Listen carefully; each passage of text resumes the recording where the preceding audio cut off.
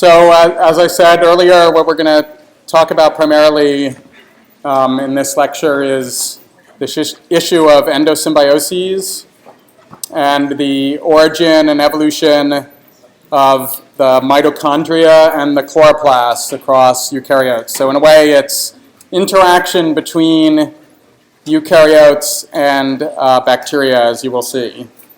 And in the next lecture, we're going to talk about really how you study microbes, and we're going to use as an example extremophiles, but we're sort of going to go back and forth between the way that we study microorganisms and also the biology of extremophiles. So what we're going to do today is try and address these three questions related to mitochondria and chloroplasts. What are they? That is really, as you will see, what is their evolutionary history? When did they get there? When did these organelles originate into the eukaryotic cell? And really try and understand a little bit about how they got there, or at least a model of their evolutionary sort of mechanism by which they were brought into cells. So we're going to start with this just what are they? And remember, how could you forget that there are many, many lineages of eukaryotes? If we look across the diversity of eukaryotes, what we're basically going to do is ask which ones have mitochondria, which ones have chloroplasts. We're going to treat those organisms, that character, mitochondria or chloroplasts, and look at the presence and absence of them as a character state, and see if we can come up with just a simple explanation based upon tracing presence and absence of them across eukaryotes. So we're going to do that with mitochondria first. So first, we should consider looking at mitochondria. If you look at them in a microscope, this was only possible once people developed microscopes that could really look inside of cells. So when people first started to study various microorganisms, really you were looking at the major features of the cell and could not discern in a lot of detail about the intracellular structures. But if you look inside eukaryotic cells, many of them have an organelle like this, the mitochondrion, and as I assume you're familiar from BIS2A or from other courses, in many eukaryotes, the mitochondrion carries out energy metabolism, converting sugars into ATP for aerobic respiration. If you look at these mitochondria, they have many physical similarities to prokaryotes, to bacteria and archaea. They were first viewed before anybody knew what archaea were, so they sort of just said they were similar to prokaryotes. And if you look inside of them, you can actually isolate many of the components of mitochondria. They have inside of them their own, for example, DNA, their own transcription apparatus, or at least they transcribe the DNA into RNA. They translate the RNA into proteins. So in essence, it's like having a separate entity within a eukaryotic cell that's carrying out some of its own functions. If you look in detail at those objects, the ribosomes, the transcription apparatus, etc., they resemble in many ways those that you would find in bacteria or archaea. But remember, phenotype, the appearance of things, can be misleading. We can have similarities that are due to common ancestry, and we can have similarities that are due to convergent evolution. So the real final sort of detail, or the best way to resolve what mitochondria are, is to take this DNA and to look at it in essence in the same way that Carl Woese looked at organisms to build a tree of life. You pull out the DNA from the mitochondrion, you extract that DNA, you can run a variety of chemical reactions. We're not going to go into a lot of details on this now, but one of them is this polymerase chain reaction, or called PCR, that can pull out specific genes of interest. You can pull out the ribosomal RNA genes from the mitochondrion. They have their own ribosomal RNA genes. You can read the string of letters, the sequence of them. You can build a data matrix to compare them to other organisms, and then build an evolutionary tree of them. Now you have bacteria, archaea, and eukaryotes, like Carl Woese did, and you've added onto that data set mitochondria.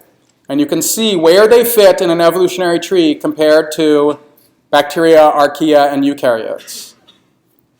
When you do this, what people have found is that mitochondria trace their evolutionary ancestry to bacteria. They are embedded within the bacterial branch of the tree of life.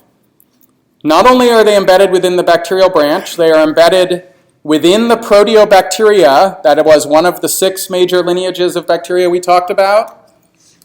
We didn't, because I didn't want to drive you completely insane, but we didn't talk about the subgroups of the Proteobacteria. But if we look at them and ask where mitochondria sit, they actually sit inside this one subgroup called the alpha Proteobacteria. So if you build an evolutionary tree with all organisms on the planet and include mitochondria, so now you have mitochondrial ribosomal RNA genes and nuclear ribosomal RNA genes from the same organism. They show up in 2 different parts of the tree. The nuclear genes show up with other nuclear genes as their own major lineage in the tree of life. And the mitochondrial genes show up inside the trees, inside the alpha proteobacterial branch. Not only that, but all mitochondria that you look at from across all eukaryotes, so go through all of those lineages of eukaryotes that have mitochondria, they all show up in the same point inside alpha proteobacteria. Mitochondria are a monophyletic group embedded within the alpha proteobacteria. That's very important for understanding the history of mitochondria. It's not that there have been multiple separate inventions of mitochondria. They all appear to be derived from a single event where somehow an alpha proteobacteria got inside a eukaryotic cell that eventually became the mitochondrion. If we draw this onto the full tree of life, what we end up doing is creating what you will see as the figure in the book, or part of the figure in the book, where here are mitochondria on the proteobacterial branch. And what we do is now draw a crossing branch where, for some part of the tree of life, proteobacteria moved into this eukaryotic branch. And that's what's labeled here as the origin of mitochondria. So it's not a simple bifurcating tree with a node and then 2 descendant nodes. We now have a crossing of the trees. Yeah, question? The presence of mitochondria is a synapomorphy for all eukaryotes. Now, I've told you before that synapomorphies are, in essence, features that evolved on the branch leading up to the common ancestor of a group. To really be called synapomorphies, they should be present in most, if not all, of the members of that group. There are a few groups that are missing mitochondrion, but as we will see in a minute, that's because they lost them. So we consider that good enough to call it a synapomorphy. Does that answer your question? Okay. All right, so what are mitochondria? They are, in fact, descendants of alpha proteobacteria that somehow moved into eukaryotic cells and then became mitochondria. So we're going to do the same basic exercise now with chloroplasts. What are chloroplasts? Let's try and use the same general approach. First, let's look at them. Chloroplasts are a little more sort of complicated ultrastructurally in many ways than mitochondria. They not only have these sort of membrane sort of compartments, they also, at least many of the ones that people study, have photosynthetic apparatus that is green. And you can see the sort of stacks of photosynthetic antennae inside chloroplasts. They are surrounded, I didn't mention this before, but mitochondria are also surrounded by membranes. We'll see in more detail about this in a little bit. Chloroplasts have many similarities to bacteria and archaea as well. If you look inside of them, they have DNA, they have ribosomes, they have transcription and translation, Many of those components physically look like the components of bacteria and archaea, and again, appearance is not necessarily an indicator of common descent. Could be homology, could be convergent evolution, so we're going to look at the DNA in detail. We're going to extract that DNA, read the sequence of genes. They also have ribosomal RNA genes, as well as a variety of other genes that are shared across most organisms. We can read the sequence of those, make a data matrix, and build an evolutionary tree like with the mitochondrion. When we build an evolutionary tree for chloroplasts, it looks something like this.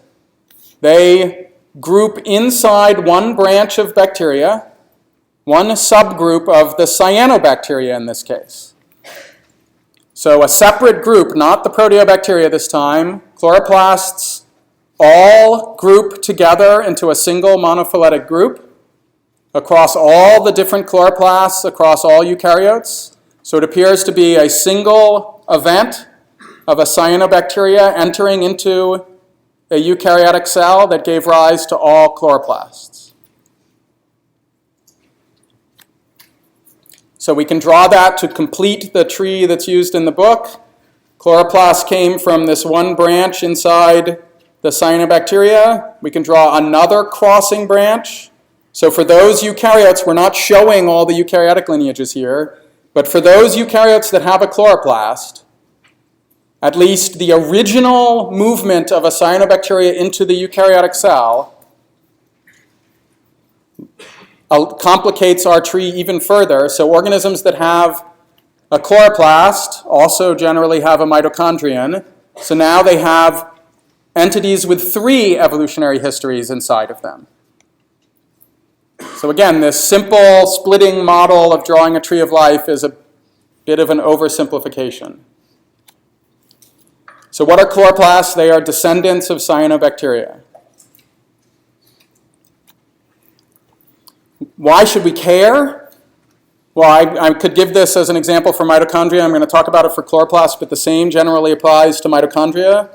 Why does it matter which of these lineages they came from? Well, it turns out for photosynthesis, for example, this is that bigger tree of bacteria I showed you before. There are actually probably hundreds of lineages of bacteria. This is showing just 40 of them. Be thankful we didn't go through all of them.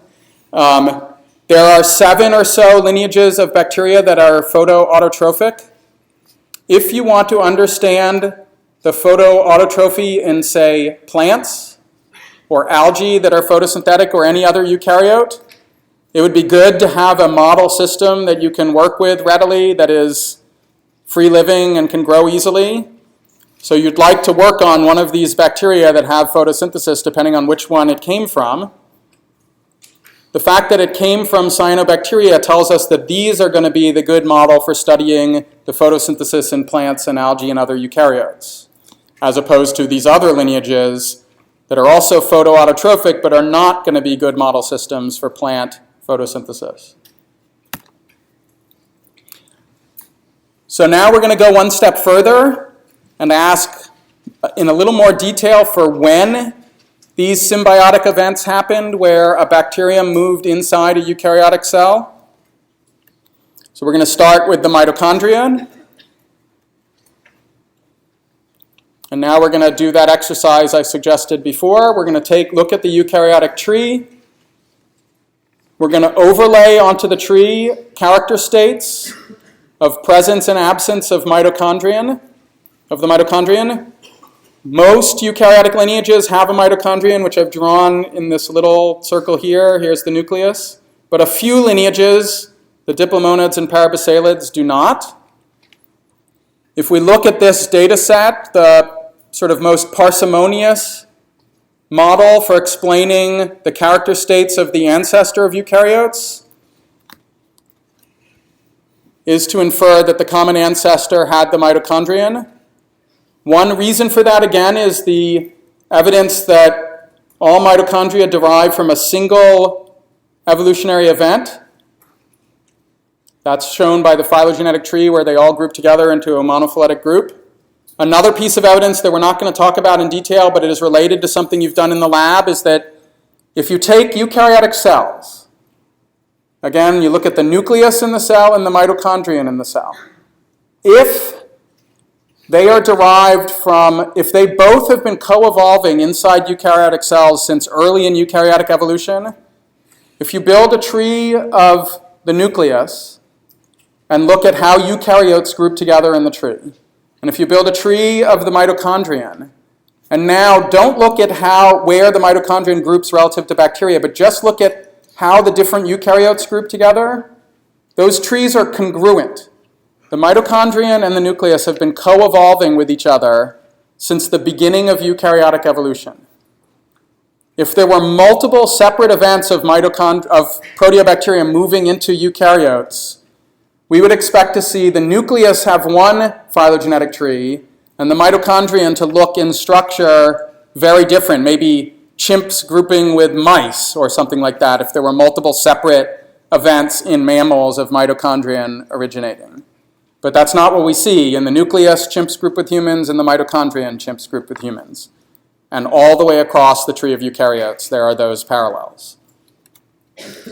So what we infer is that there was a single event prior to the existence of the common ancestor of all the major lineages of eukaryotes. As eukaryotes diversified into those 5 major lineages we talked about, each of them inherited the mitochondrion into their lineage, and then all of their descendants inherited the mitochondrion too, except in one branch over here, there was the loss of the mitochondrion to give rise to those organisms that do not have mitochondria.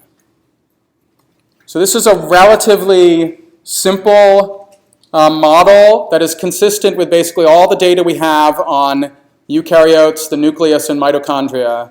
And you really want to sort of come up with a model like a single evolutionary event and then test lots of data to see how it fits with the model. And every piece of data that people look at fits with this model. It's going to get much more complicated when we look at chloroplasts, however. So if we answer this question, when did mitochondria get inside?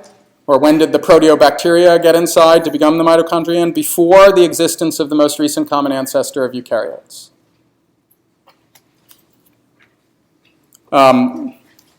So why does it matter? I'll come back to this in a little bit, but if we go back to these organisms, it turns out that even though these organisms have thrown away the mitochondrion, they have actually kept some relics of mitochondrial-related functions. So the mitochondria had its own genome. That's the DNA that we looked at to build this tree.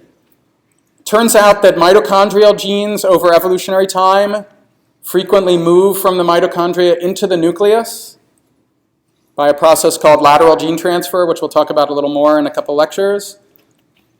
This has happened in the history of these lineages, so they have DNA in their nucleus that actually came from the mitochondrion and still carries out some functions.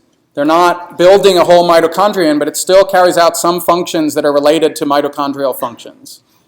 So knowing that these organisms had a mitochondrion in their history helps us understand them. In essence, conceptually similar to, say, cave fish. They're blind now, but they used to see. That helps us understand the biology of those organisms. Same idea with the mitochondrion. So now let's try and apply the same principle to chloroplasts. It's not going to work nearly as well, but we're going to try. So we now, again, take the tree of eukaryotes and we map onto that tree presence and absence of chloroplasts. It's much less clean. In fact, this is a gross oversimplification. There are many lineages of these major groups of eukaryotes where all of the members have chloroplasts, like this group here, the Plantae. There are many other lineages where I've shown a green thing here, but there are only a few representatives of some of these lineages that have chloroplasts, like animals. Most animals don't have chloroplasts, but there are a few that in fact do. A lot of foraminiferans do, a lot of euglenids do, but not all, so it's sort of a complex history. We can try and say, what happens if we force the common ancestor to have chloroplasts. What does that require us to do in terms of character state reconstruction? Let's treat this as hypothesis 1, that the ancestor of all eukaryotes had a chloroplast to go with its mitochondrion, and that each of the 5 major lineages of descent inherited that chloroplast. What this forces us to do is that all lineages that do not have chloroplasts have to have a loss event. And interestingly, in those lineages that don't have a chloroplast, we can't find relics of the chloroplast like I told you could find with the mitochondrion. So it doesn't look like these lineages ever had a chloroplast in their history. And it seems like this model is incorrect. There's another model that is consistent with basically all the data that we know of for chloroplasts, and it's the following: that the major lineages of eukaryotes diversified without a chloroplast. They all had a mitochondrion, but they did not have a chloroplast. And then a cyanobacteria became a symbiont in the common ancestor of the Plantae group. This is consistent with a lot of data that we have on the Plantae group. So for example, if you take out chloroplast genes from representatives of the Plantae group, imagine this common ancestor here. All descendants of this common ancestor had a nucleus, a chloroplast, and a mitochondrion, and each of them should have the same history. So if we build evolutionary trees and look at just the plant part of the tree, the chloroplast, mitochondria, and nucleus should all look the same, and in fact they do. If we include all these other organisms here, they don't. So the chloroplast genes from Euglena do not have the same phylogeny as the nuclear genes from Euglena. The chloroplast genes from diatoms do not have the same phylogeny as nuclear genes from diatoms. So we can say basically that it appears that a symbiosis happened here, and then something else has to explain the presence of chloroplasts in these other lineages. Amazingly, although when people first proposed this, it seemed completely ludicrous, what appears to be the correct explanation is that these other lineages stole chloroplasts from members of the Plantae group. So they basically got their chloroplasts from something in this Plantae lineage. And we're going to look into that in more detail in a second. So this is the winning hypothesis here. So the way we're going to look into that is to think in a little more detail, not just about where on the evolutionary tree some of this occurred, but to think about how this might have occurred and really think in detail about the different genomes that are present in some of these cells. So we're going to start with this with the mitochondrion. And this is what's called the primary symbiosis in the history of mitochondria. A primary symbiosis is when, or primary endosymbiosis if we really want to be technically correct, but it's generally referred to as the primary symbiosis of mitochondria. This is when some organism brings inside of it another organism. And the thing that it brought inside of it is on its own, is an isolated entity, as you will see. So the model is as follows. There was what you could call a proto-eukaryotic cell. This is on the branch leading up to the common ancestor of eukaryotes, but not the most recent common ancestor of eukaryotes. So this is after the eukaryotic lineage separated from the archaeal lineage, but again, before the existence of the common ancestor of all modern eukaryotes. This lineage had a nucleus, so a membrane around the DNA. It had its own genome inside the nucleus, and it had its own cell membrane around the cytoplasm. Eukaryotes are really adept at this process of bringing things inside of them. For feeding, it's called phagocytosis. It's probably not the case that this interaction that led to the mitochondrion was for feeding. It's probably some other sort of beneficial mutualistic interaction rather than feeding, but eukaryotes have a very flexible membrane and they can bring all sorts of things inside of the cell, and they do it all the time.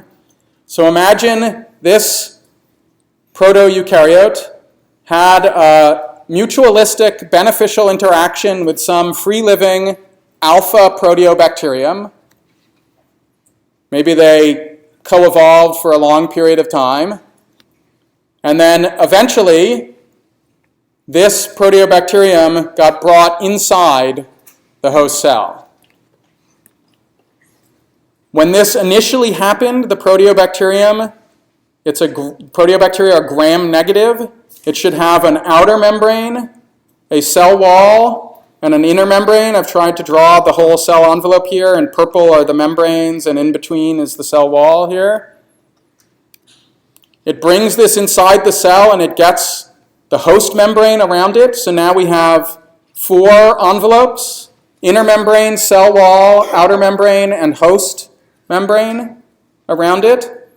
And this was the precursor to the mitochondrion. Early in the evolution of the mitochondrion, it appears that many of these components and much of the complexity of this free-living proteobacterium were thrown away. So maybe the cell wall and one of those 2 membranes around the gram-negative bacterium was thrown away.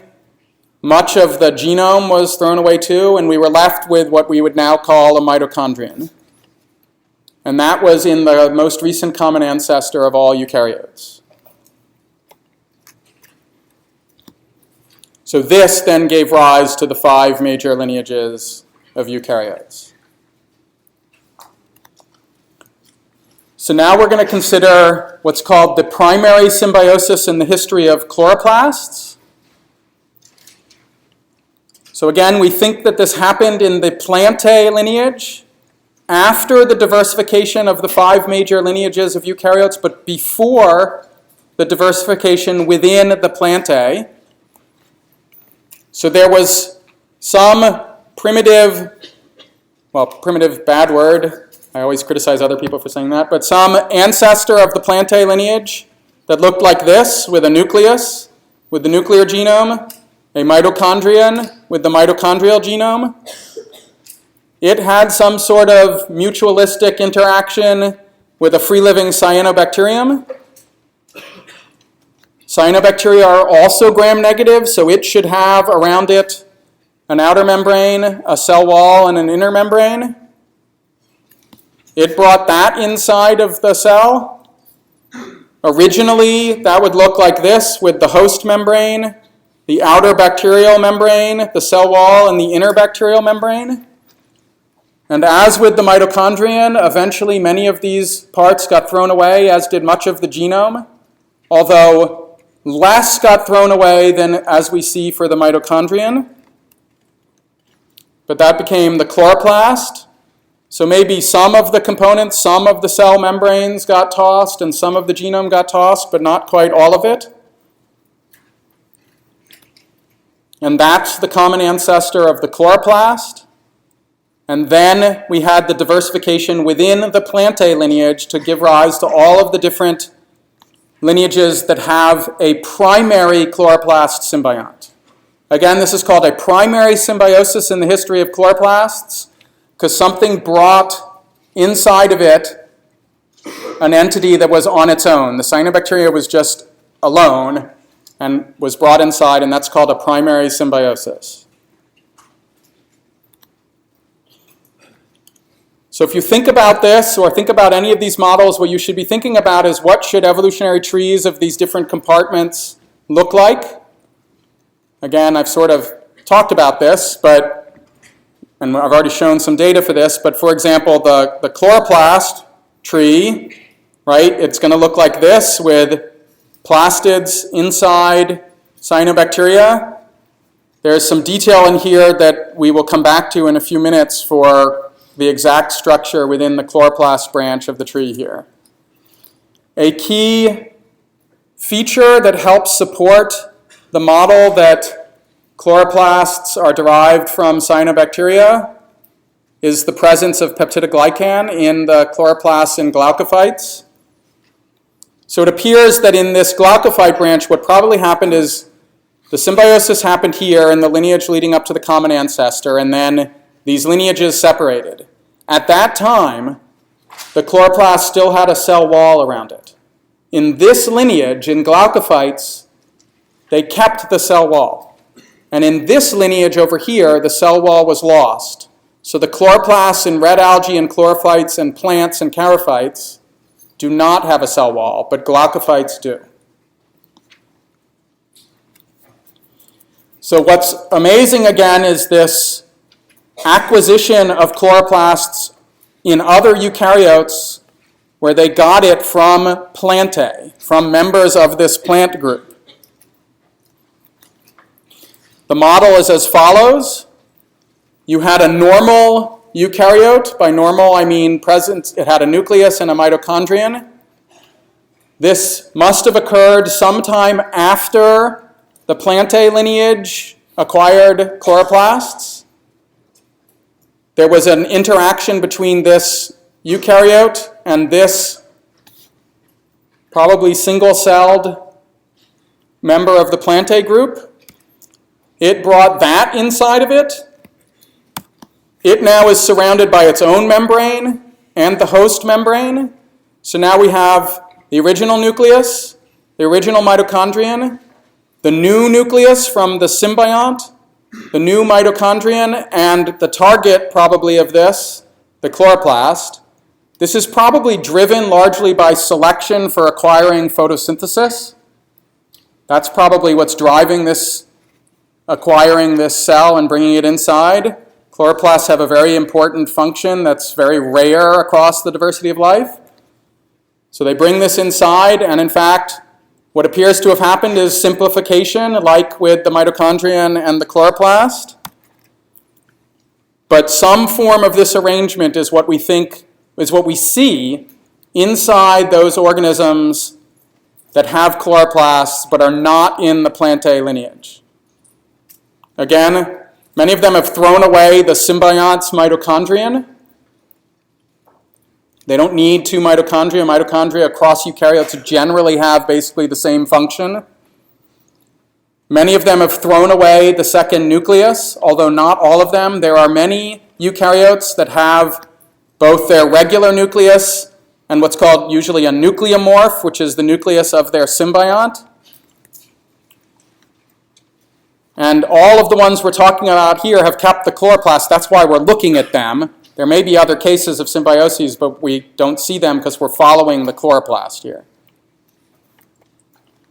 So now you have to think about, if this model were correct, what would the phylogeny of the different genomes look like? There are now 5 genomes here to consider.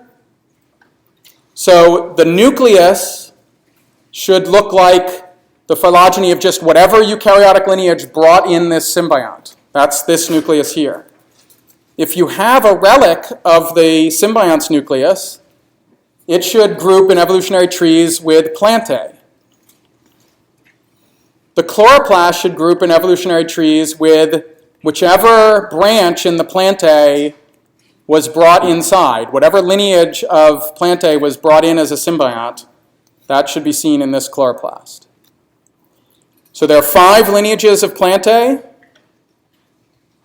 Which one of them were brought inside? We can, if there is a nucleus left over of the symbiont, we can look at it. Usually that's gone. So we have to look at the phylogeny of the chloroplast. Sometimes you can tell this by structural features. These different groups appear pretty different in many ways. But usually what you have to do is extract the DNA, build an evolutionary tree, and see where the chloroplast groups in evolutionary trees. Does it group with chloroplasts of red algae, or of glaucophytes, or of chlorophytes? So let's do this for one of the cases where we think there has been a secondary symbiosis. Euglenas.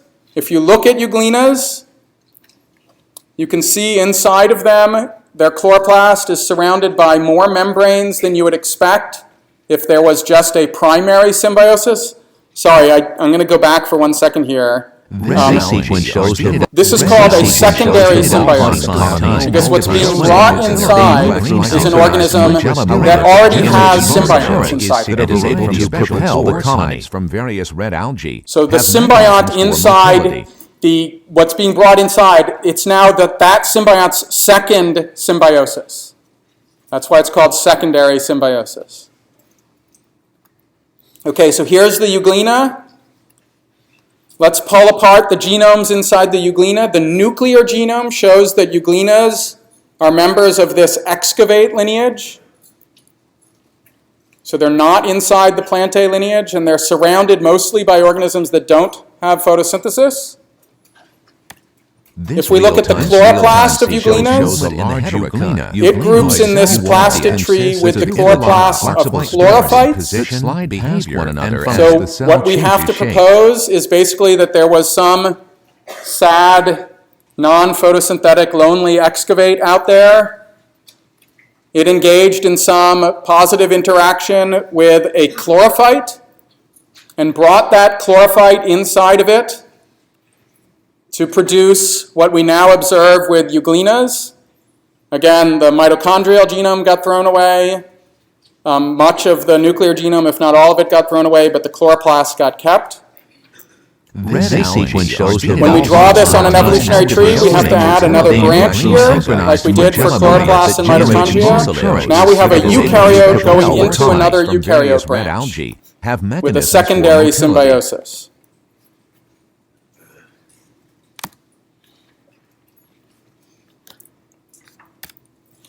Let's do it again, now with another lineage that has a secondary symbiosis. These are the diatoms. Diatoms have a lot of diversity. These are actually fossil diatoms, so we're not going to, unless they're very recent fossils, extract the DNA out of the chloroplast there, but we can get modern living diatoms, which again have complicated membrane structures around their chloroplasts. If we do the nuclear DNA from diatoms, it shows up as them grouping as sister taxa to the brown algae in the chrome alveolates, the stramenopile subgroup within the chrome alveolates. The chloroplast, however, groups with the red algae. So here's the euglena grouping inside the green algae, the chlorophytes. The diatoms group inside the red algae. So the model here is that there was a stramenopile wanting photosynthesis, engaged in some type of mutualistic interaction with a red algal cell, brought that inside, and that's what was the common ancestor of the diatoms. Again, parts of it, the symbiont may have been thrown away, but this is, in essence, the origin of many of the diatoms that are out there. We have to draw it now again with another branch in the tree with a eukaryote, bringing in a eukaryote. It turns out there are many other secondary symbioses in eukaryotic evolution. We have to start drawing lots and lots of lines of eukaryotes bringing in other eukaryotes. It appears to have happened in dinoflagellates, amoebozoans, and in the ancestor probably of apicomplexans. One of the interesting things about apicomplexans is that they are not photosynthetic. They do not have a green chloroplast. They do have what's called an apicoplast. People have seen this organelle inside members of the apicomplexans. Remember, the apicomplexans include the causative agent of malaria, Plasmodium falciparum. They have this apicoplast that for many years people thought was related to mitochondria. When they finally got DNA out of the apicoplast and built evolutionary trees of it, it shows that it is clearly a secondary derived chloroplast as opposed to a mitochondrion. This lineage appears to have thrown away the photosynthesis on top of throwing away many of the other compartments of the eukaryote that it brought inside. But it has still retained some of the ancestral cyanobacterial functions in the apicoplast. That's important to know because it turns out if you want to treat malarial infections, I don't know if you know, but malaria evolves resistance to many of the drugs that are used to treat it, like all organisms out there when we treat them with a variety of drugs. There are many people that are working on strategies to target the apicoplast for drugs. That's a good target because if you target just the core functions of Plasmodium, the nucleus. Well, in case you don't know, we're eukaryotes also.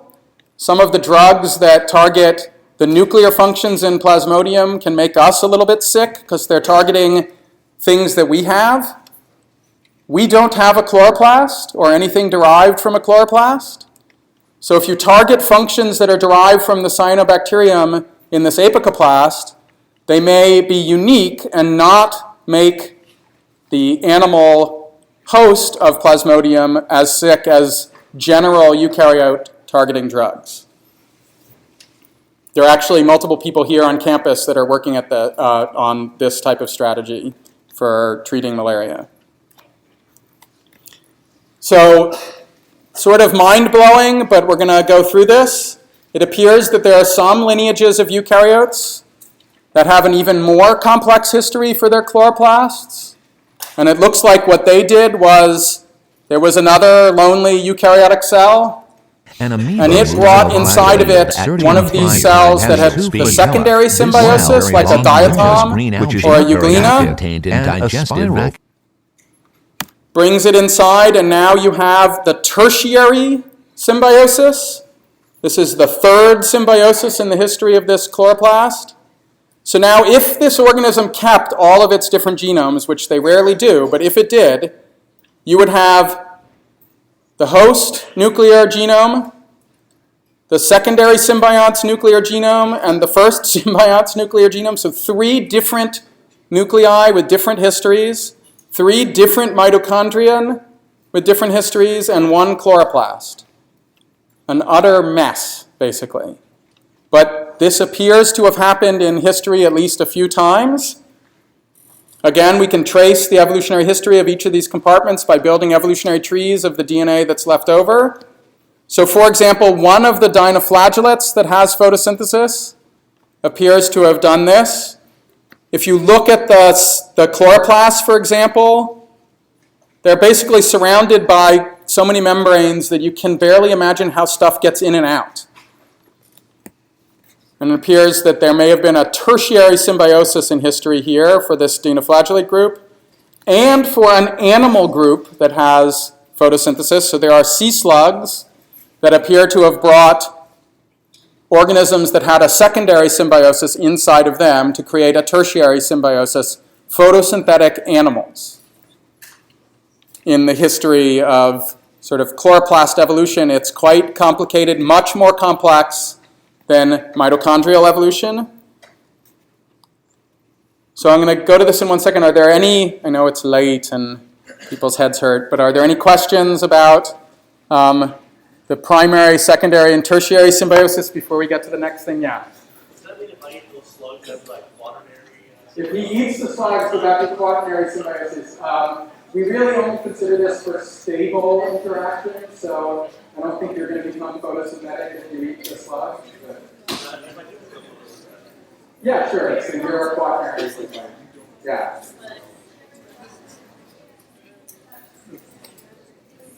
How does it get rid of the mitochondrial DNA without getting rid of the membrane? So you mean when they lose the mitochondria? So many of them, there's probably very strong selection to maintain the chloroplasts. And like with everything in evolution, sometimes something goes wrong. You get mutations that lose features. If that feature is not useful, like the mitochondria may not be useful, they'll just, that cell will do just as well or even better than the cell with the mitochondria, and eventually it gets lost. Why do we retain all the membranes around the chloroplast? Well, it turns out that evolution is not about perfecting things. So our history, the history of these cells, affects the phenotype, right? So the fact that all these membranes were there, the cell managed to figure out how to transport molecules through all of those membranes. It actually is probably harder to get rid of them than to keep them, even though it's very costly to have 6 membranes around this compartment. It's a historical contingency like the appendix and like lots of other things. Yeah? I have a question from this lecture. Are we supposed to get, what are we supposed to get from this lecture? Is that supposed to be the name of what happened or just a mechanism of You should understand everything I talked about today. You should understand what endosymbioses are, what a primary symbiosis is, how to tease apart the different evolutionary histories of different genomes inside a cell. If I showed you a tree with the evolutionary history of a chloroplast, you should tell me what lineage that chloroplast came from. I'm not going to label it like the tree I showed here, but it would be labeled with, chlorophytes and glaucophytes, lineages that you're supposed to learn. You should be able to integrate with what we're talking about here, which is symbioses and studying evolutionary history of organisms. Any other question or yeah?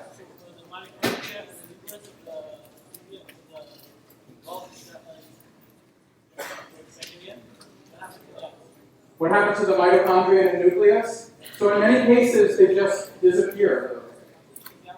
Well, they don't really get kicked out. I mean, you can imagine the cell is reproducing. Some of the offspring cell don't get the nucleus, and that cell does fine. It might even do better, and those are the ones that those are the ones that we see now.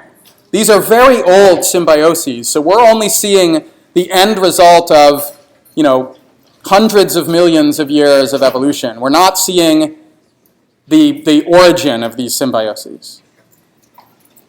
Okay, so to help you think about this, one way to do this is to think about all the different genes inside these organisms sort of co-evolving with the species or not co-evolving with the species. And the way we do this is we draw what are called gene trees inside species trees, in essence. So imagine these big black thick lines. Ignore the yellow and blue for a minute. These big black thick lines are the backbone evolution of, say, a whole cell or species here, with the normal tree of life, the rooted tree of life with archaea over here, sharing a common ancestor with each other, eukaryotes here, sharing a common ancestor with each other, and then jointly archaea and eukaryotes being sister taxa, and then bacteria over here. Now imagine for normal genes inside these organisms, if you pulled out any individual gene from any of these organisms, those genes evolve in the same way as the species. So if we pulled out any of these individual genes in here, I've drawn these gene trees that are perfectly tracking the big black species trees. So if we pull those out and we build an evolutionary tree, it's going to look like this, with just the gene tree with, again, archaea grouping together, eukaryotes and bacteria. They're all going to look the same if everything is simple in evolutionary history. But not everything is simple. Imagine if there was a symbiosis where a bacteria was brought inside of this cell, like the cyanobacteria being brought inside some eukaryotes. So it's only in one of the branches of eukaryotes that one bacterium gets brought inside. And now if we look at the DNA inside of this cell, it might be in different compartments like a chloroplast or a nucleus. Let's just ignore that for now. We look at the DNA inside this cell. Some of it, the DNA that came from the nucleus, will track perfectly the same way the species did before. It'll look just like this, right? With all the eukaryotes together, all the archaea together, all the bacteria together. But the genes that came from the symbiont will look really weird. Organisms on the They're planet, inside specifically the these giant eukaryotes. kelps of the marine kelp But the genes group in evolutionary trees with bacteria. That's what we see with chloroplast genes, for example. I put mitochondria here, but it should be chloroplasts. So, right, that's what we see. In some plants, there are nuclear genes that look like this, While these are grouping with other eukaryotes. And there are chloroplast genes that group like this, they form some of the grouping with largest bacteria. organisms on the planet. You have to specifically imagine the giant many kelps of the separate marine kelp gene forest. trees inside these species trees in order to sort of understand how people have deconvoluted these primary, secondary, and tertiary symbiotic events. And I'll just leave it at there.